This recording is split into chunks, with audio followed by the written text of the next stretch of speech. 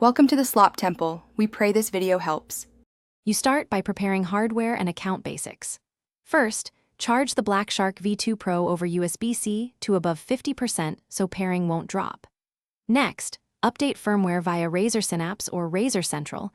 This fixes Xbox wireless compatibility and mic stability. Then check your console type. On Xbox Series XS you can use Xbox Wireless directly, while older Xbox One may require the 3.5 or an official adapter. Once done, move to the console pairing steps. You now perform the actual pairing and audio routing.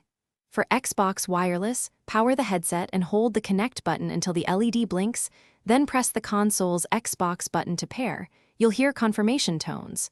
If you go wired, plug the 3.5 into the controller or use an adapter, then set the headset as chat device in Xbox settings. Finally, set volume and chat/game audio balance in audio settings so voice and game levels are clear.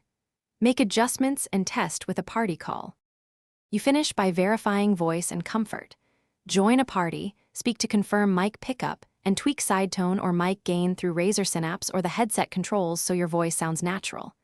If you encounter audio dropouts or latency, repair the headset, update the console OS, reduce distance, and remove nearby 2.4 GHz interference sources.